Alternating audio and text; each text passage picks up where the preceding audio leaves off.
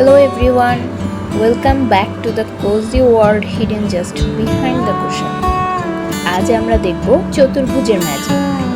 একটা সাধারণ চারকোনা শেপকে বেস ধরে কিভাবে যে কোনো কঠিন অ্যানাটমিক জিনিসও একদম পারফেক্টলি এঁকে ফেলা যায়, সেটাই আজ আমরা শিখব। আর চলুন শুরু করা যাক।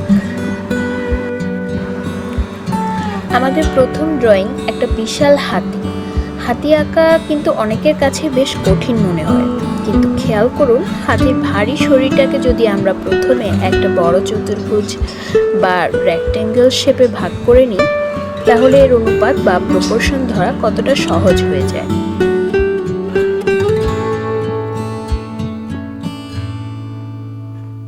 শেপটা দাঁড় করানোর পর আমি অ্যাক্রিলিকের গ্রে আর হালকা ব্ল্যাক মিক্স করে হাতের গায়ের রিয়েলিস্টিক টেক্সচার আর শ্যাডোটা ফুটিয়ে তুলছি।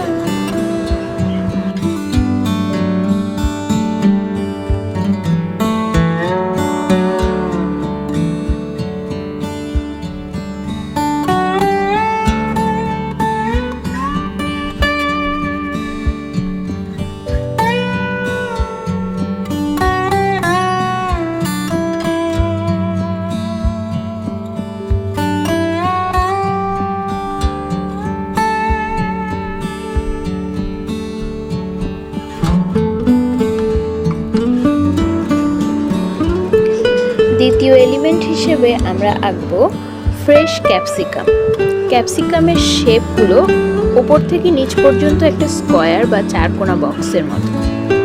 এই বক্সটার ভেতরেই আমরা এর গোল গোল খাঁজগুলো প্রাকৃতিকভাবে সাজিয়ে নেব।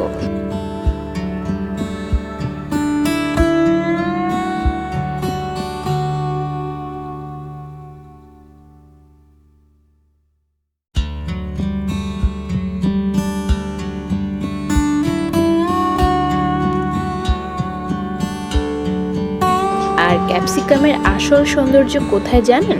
এর গায়ের ওই গ্লসি বা চকচকে ভাবটায়। একদম শেষ মুহূর্তে একটুখানি সাদা রঙের নিখুঁত হাইলাইট পুরো ক্যাপসিকামটাকে একদম জীবন্ত করে তুলবে।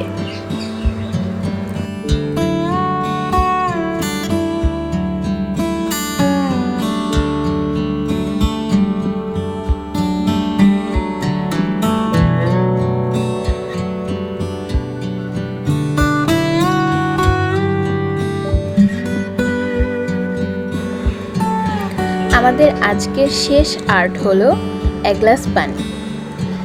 কাঁচের স্বচ্ছতা আঁকা দেখতে যতটা কঠিন মনে হয়, ট্রিক্স জানলে কিন্তু ততটাই সহজ।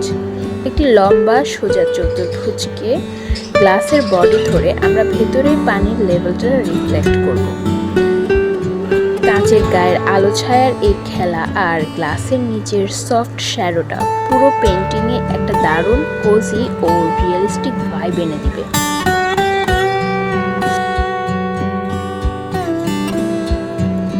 সো এই ছিল আমাদের চতুর্ভুজ সিরিজের 3টি চমৎকার রিয়েলিস্টিক আর্ট।